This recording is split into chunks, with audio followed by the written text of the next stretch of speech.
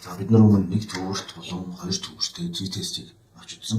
Тэгвэл энэ видеогоор хосолсон T-test буюу нэг бүлэгтэй судалгааны өмнө болон судалгааны дараа гэсэн ийм хоёр тусдаа дийжтэй. Энэ хоёр өгөгдлийн хооронд нь харьцуулдаг статистикийг болж байгаа ялгааг гаргаж үнэлэгчтэй үнэлдэг ийм арга болж. Жишээлбэл энэ дээр өвчнүүдийн цусны даралтыг хэмжсэн. За тодорхой эмчилгээ хийгдсэний дараа тэрийн цусны даралтуудыг бас хэмжсэн гэж төсөөл. Тэгвэл энэ хоёрын хооронд эмчилгээ хэр өрнөштэй байх вэ гэдгийг дүгнэх гэж байгаа. Тэр дундаа дүгнэлтийн статистик дээр хосолсон T-test-ийг яаж ашиглах вэ гэдгийг ярилцъя. За үүний тулд бид нэг таамаглал дэвшүүлэх юм. Тийм таамаглал бол юу ч өөрчлөгдөв хаах гэхээр хоёр дундаж мю нэг бичээ. За энэ хэмбэр тэмдэглэж юу нэг болоо. Юу хоёр юу мю гэсэн. Энэ хоёр дундаж тэнцүү гэж статистикийн хувьд ялгаа авах. Тэгвэл энэ юу гэсэн үг вэ гэхээр мюнийхээс мю хоёрыг хассан нь тэгтээ тэнцүү байна. Энэ хоёрын ялгуур нь тэгтээ тэнцүү байна гэдэг таамаглалыг бид нэр дэвшүүлж байна. Альтернатив таамаглал бидний хувьд одоо HA гэжээ. HA нь ямар байх вэ гэхээр мюнийг нь тэнцүү биш мю хоёр гэсэн. Энэ хоёр дундаж ялгаатай. Энэ нь бол бидний хувьд хоёр талт T-test болно гэсэн. За хэрвээ нэг талт T-test ашиглах гэж байгаа бол ямар дүгнэлт гарах вэ? Магадгүй даралт гурвалдаг юм хэрэгсэн гэж байна. Тэгвэл мю нэгээс мю хоёрыг хассан нь тгээс их байна тийм. Эсвэл мю нэг нь мю хоёроос их байна гэсэн. Ийм одоо томьёолтой таамаглалыг дэвшүүлвэл энэ альтернатив таамаглалтыг дэвшүүлвэл энэ нэг талт болно гэсэн. За одоо өмнөг болохтой яаж болох вэ гэхээр бид нэр эхлээд энэ хоёрын ялгуурууд явуул. Тэнцүү эндээс хасах нь гэсэн. За энэ нэг юм болчихно. Одоо энэ ялгууруудынхаа дундчийг бол. За одоо энэ дээр нэг биччихье. Тэнцүү ингэж голлоо. Дундаж гурван юм бодчихъя. За 5.5 гэсэн энэ ялгууруудын дундаж. За тэгвэл энэ дундчаасаа энэ утга бүр нь хэр их ялгаатай байгаа юм бэ гэдгийг олоод категоризыг дэвшүүлэх юм гэж ашиглах. Тэнцүү тааш нэгэд энэс хасах. Энэ дундч гэсэн. Энэ дундчийн 14 өөрчлөгдөхгүй учраас урьдчийн таал таагаад категориз дээр дэвшүүлж.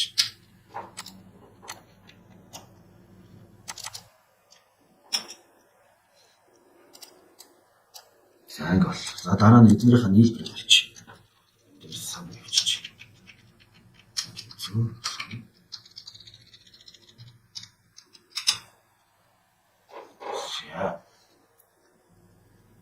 Одоо дараа нь бид нэг стандарт хазаалт хэрэгтэй болно.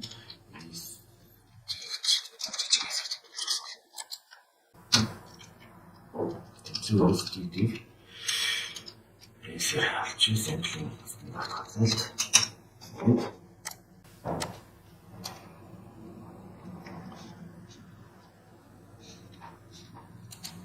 Difference гэж. Энэ зөрөөний кав. X-ийн дундчаас X-д квадрат зэрэг дэвшүүлсэн. Ийм хавц юм даа гэсэн. Тэгээд түүрийнхээ T утгыг бодъё. Тэнцүү энэ зөрөөнүүдийн дундч бол энд 5 микро бахан хаалт нэгээд зөрөөнүүдийн стандарт хазаалт гэсэн. Нэг бахан язгуур дорын QRT хаалт нэгээд 10 гэсэн. 10 хаалт хаагаад дахиад нэг хаалт хаагаад тэгээд T утга батчих. За T утга нь бол түүрийн T утга нь бол 3116 буюу 3161 гэдэг тоо. Яг нь 161 гэсэн тоо гарч. За одоо тэгвэл бүгдээрээ критик T утга гэсэн T утгыг олчиж. За критик T утга гэдэг нь бол алдааны түвшин альфагаа хэд гэж тодорхойлох гэсэн юм. За тэгвэл бүгд альфагаа тэг зооны 5-аар авчих. Чөлөөний зэрэг нь DF гэдэг хэлцээ. DF-ийг бид нэр N-с 1-ээр олчихно. Энэ бол 10-аас 1 гэсэн. За тэгвэл T хүснэгтийг энд оруулаад тэгээд за энэ T хүснэгт энэ за T хүснэгт нь N10-д чөлөөний зэрэг нь 9 гэсэн. Энэ 9-ийн модыг авна. За энэ эхлээд хоёр талд T-тест ашиглаж байгаа. Тэгвэл түүд T105-д критик утга нь 2162. Критик утга нь T162 гэдэг. Тэгвэл 2262-оос нэмэх 2262-оос их T эсвэл хасах 2262-оос бага T-ийн утга гарвал бидний хувьд энэ хоёр дундаж статистикийн хувьд ач холбогдолтой ялгаатай байна гэдэг тоо гарна гэсэн.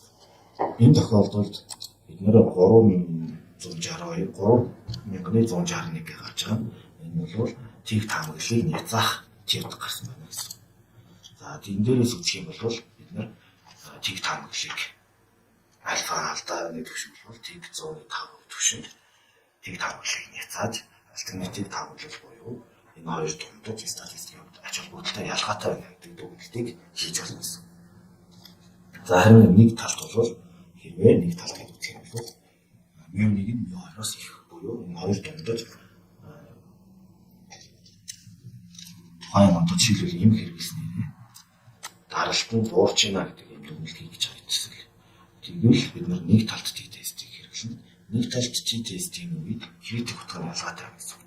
Нэг талд T-тест альфа 5% ялтаа гэж бол нэг талд T-тестийн критик утга нь хэд байх вэ? Энд дээр чи 1180 833. 1833-аас их тохиолдолд бидний нэг талд буюу μ1 нь μ2-оос их байна гэдэг энэ альтернатив таамаглалыг зөвшөөрөлтөд тэр таамаглалыг зааж гэсэн. Тэр мэдээж T-тест их байгаа учраас бидний альтернатив таамаглалыг зөвшөөрнө гэсэн тэр таамаглалыг зааж. За үүнийг хамгийн хялбархнаар Excel дээр яаж хийх юм бэ гэдэг тэр харъя. Энэ хийхэд тулд дата анализ руу ороод T-test per sample means гэдэг. За энэ дээр энийг өгнө. Хоёр өгтөл юм байна. Label output range дээр гаргаж юм гарч ирнэ. За энд үр дүн гарч ирнэ. За энэ дээрээс харах юм бол бидний бодсон T статистикийн утга нь бол 3161-ийн адилхан гарч ирнэ. Харин нэг тэлтэй бол критик утга нь энэ байна. Энэ дээр гарч ирнэ. Энэ байна. Энтэй адилхан байна. За хоёр талд бол T критик утга нь энэ байна гэсэн. Тэгээ энэ дээрээс P утга гэдэг утга нь бол за 0.6 гарч нэг талтай үед нэг талд хоёр талд үед бол 0.1 гэсэн юм тоо гарч.